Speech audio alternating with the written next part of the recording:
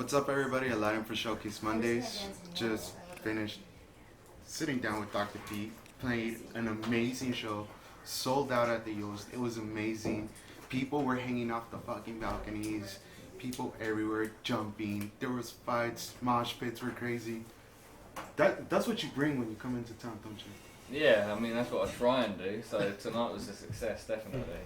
Wow, it was an amazing set. I totally loved it. Yeah, Everybody for a was Thursday night, I was shocked. really. Because it's like the week, isn't it? People got to go to work in the morning and shit. So Yeah, it was cool to see everyone coming out. Shout out to everybody that came out. So let me ask you a couple of questions. Let's see. Yeah. Let's try to get to know you a little bit better. Growing up, what music were you listening to? I mean, I was weirdly like not into music when I was a kid. We Mhm. didn't have music in my house. We didn't have a stereo or anything. We just had like a radio that was on in the background. And when I kind of became a teenager, obviously everyone when they're a teenager they start discovering new music. And I just one day discovered this whole world of music online. I downloaded Napster, which sounds so old school now, but That's like 96. yeah, I got Napster when I was like 11 years old or something, and just discovered music, literally discovered music. And that was when I first heard drum and bass, first heard like rock music, metal and hip hop. I'd never heard any of that before, so that was like an awakening for me. So when all of that happened, you were just eating it up. You Yeah, were just taking and it all in. and the metal and the bands and stuff I could understand, but the electronic music I just couldn't. I was like, how are they making this? Mhm. And I started trying to find out how it was made, basically. All right. So you started producing it first or DJing it first? Producing for a long time. Producing for I a long really time. only started DJing when people asked me to start DJing. Like, Oh, wow, I really? was never really into the DJing side of it, but obviously as a producer you have to be a DJ as well. It's just one of those things. And so I kind of knew that I would have to be a DJ. So the booking started coming in and I started learning basically. I'd never used a CDJ until my first booking. Really? I literally watched videos on YouTube how to mix with a CDJ. Turned up to the show, put the CD in and was like, here we go, is it gonna work? I'm gonna give it a try. Yeah. You pretty much had a crash course in DJing. Yeah. But other than the DJing and the producing, you do produce a lot of drum and bass and dubstep. Is there other genres that a lot of people don't know that you produce? I've always made house, like right from the start, always made house. But obviously I've probably only put out maybe 2 house tracks in my whole life. But yeah, I make house all the time and then just don't show anyone the tracks. I just make it for fun and then just leave it on the computer. 'Cause I don't want to be a house DJ. Uh-huh. Like when house started becoming really popular, I thought maybe I could start a second alias, put out loads of house. But then I thought I don't want to be a house DJ. There's a lot of house DJs. You wanted gritty bass music. Yeah, exactly. I wouldn't be happy being a house DJ. It wouldn't be for me. Yeah, I don't blame you. If you were a house DJ, you wouldn't have the crowd that you had today. Exactly. I'd just be another house DJ, I think, and I like making house, but I don't know if I'm gonna become a house producer. Stick to what you love. Yeah. Even though you do like making the house music. Yeah. Tell me about Circus Records. I know it's you and other producers that have been working on it. How did that come to be? Well, we basically in the dubstep scene there was a lot of like start-up labels. The scene was very new, and all the labels were very new.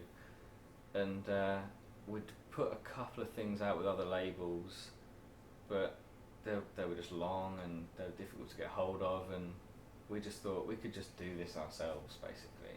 Mm-hmm. We could just give it a go, and if we fail we've got no one to blame but ourselves. So we thought let's try and see what happens. Wow, that's great. So all of these people just pretty much said, let's just all put it out.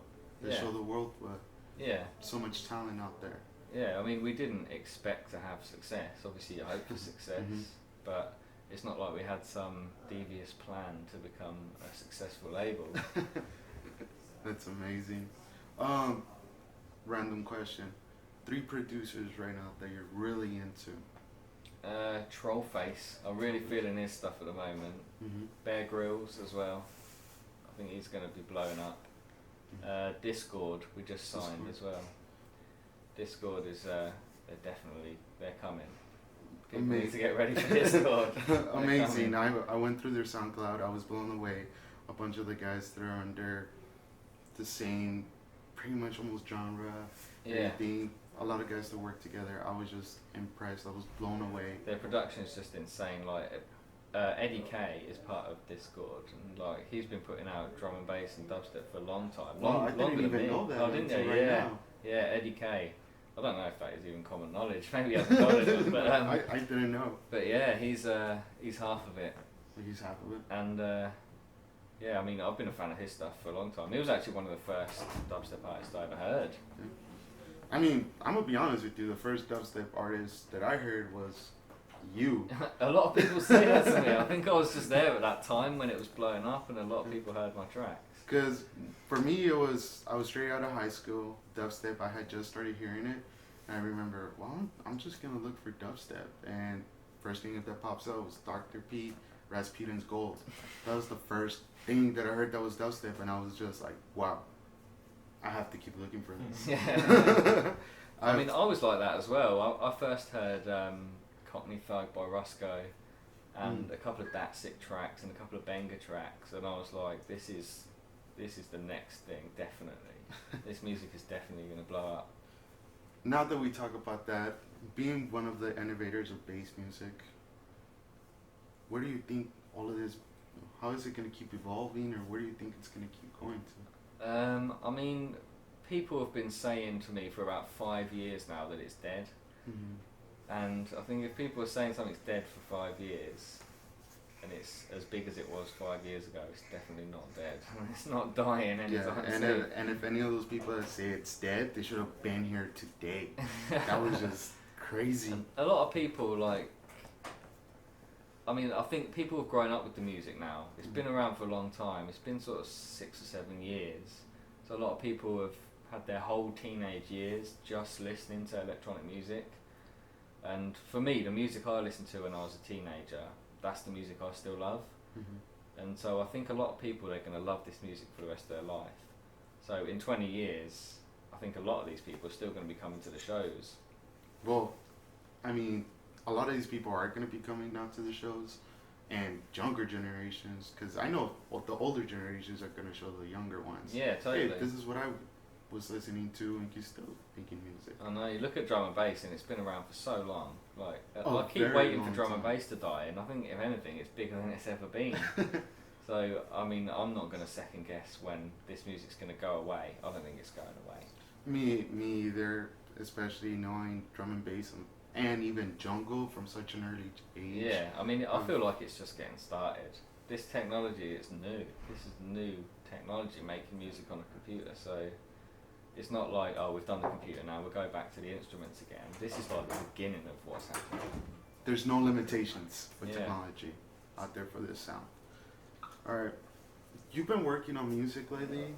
Any collaborations? Yeah, I've got a new track with Far East Movement and Flux Pavilion collaboration we've just done, and another collab with Cookie Monster and Mayor Apeshit, which is going to be pretty cool. I played them both tonight. Really? They both got pretty good reactions, which is always a good feeling. If you got a good reaction, then you pretty much... A good reaction to a new track is a very good feeling, because you don't have a clue what's going to happen. That's great. That's amazing. Do you have any other shows coming up lately? Yeah, I'm doing Atlanta tomorrow, and then Red Rocks on Saturday. Wow, Red Rocks. That's a really great venue. Yeah, it is going to be pretty damn fun, I think. Any shout outs to anybody? Shout out to everyone who listens to my music. Please keep listening. Thanks very much. Keep listening, keep coming out to the shows. Where can I find your information, or can I just Google? Google Dr. P, and I think everything should come up. Yeah. You guys heard it. Google Dr. P and everything should come out. And this is Aladdin for Showcase Mondays. Saying goodbye. Dr. P, thank you. Yeah, thanks for having me. Thanks. Cheers. Later, everybody.